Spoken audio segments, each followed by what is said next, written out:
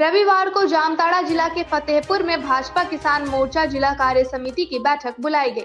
बैठक में किसान मोर्चा के प्रदेश अध्यक्ष पवन साहू, राजकुमार सिंह, सत्यानंद झा बाटुल, वीरेंद्र मंडल, शुभम चंद्र सेन आदि भाजपा के बड़े नेता पहुंचे।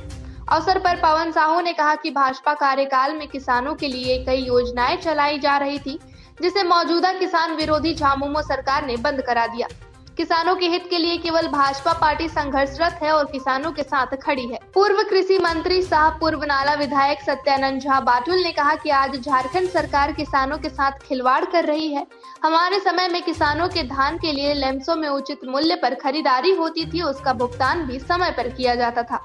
किसानों को फसल बीमा, मुख्यमंत्री आशीर्वाद योजना एवं पीएम किसान संबंध नीति के तहत सीधे डीबीटी के माध्यम से खाते में रुपया भेजा जाता था। जनता से झूठे वादे व धोखे से झामुमो की सरकार बनते ही सब कुछ खत्म कर दिया गया। यदि सरकार चाहती तो उसमें और राशि जोड़ सकती थी, लेकिन योजनाओं को ही समाप्त कर दिया गया।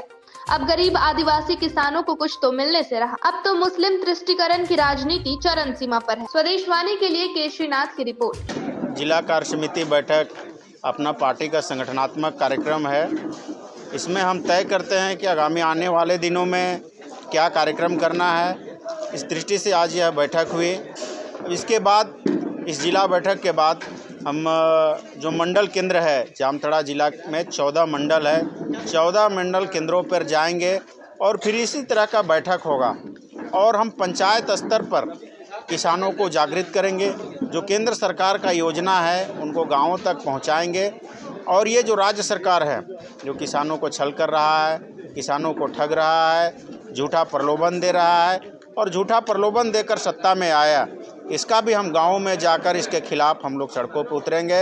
इन्होंने कृषि लोन माफ़ी की घोषणा की थी, जो पूरा नहीं हुआ। अभी किसान बैंक और प्रज्ञा केंद्र का चक्कर लगाते लगाते थक रहा है, किसानों को पसीना आ रहा है। ये सरकार से काफ़ी हतोत्साहित हो चुका है किसान और इसका इस सरकार को लगने वाला है। किसान को जिस प्रकार से इन्होंने ठग रखा है, किसानों का धान खरीदी नहीं हो रहा है, जो लैंप्स है, जो पैक्स है, जहां धान खरीदी होती है उस पर इन्होंने ताला लगा रखा है और बिचौलियों से धान खरीद रहा है और मिल में और अफसरों के माध्यम से इस प्रकार से बड़ा घोटाला कर रहा है। और केंद्र सरकार जो एमएसपी धान पर बढ़ाया उसको भी ये सरकार चुरा लिया, वो भी पैसा नहीं दे रहा है। सूत्री और बोरा तक का ये सरकार चोरी करता है। तो आप बताइए किसान क्या करे? किसान आत्महत्या करे, ये किसान मर जाए? लेकिन नरेंद्र मोदी सरकार किसानों को जीवित रखा है।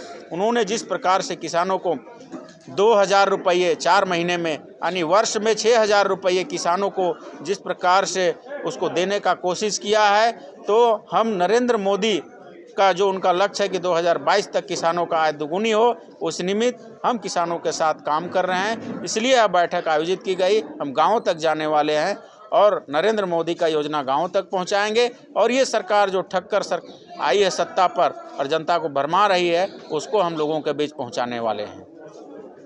अगर आप इस चैनल पर नए हैं तो हमारे चैनल को लाइक, शेयर एंड सब्सक्राइब जरूर करें ताकि आने वाली देश विदेश की खबरें आपको मिलती रहे। स्वदेश वाणी।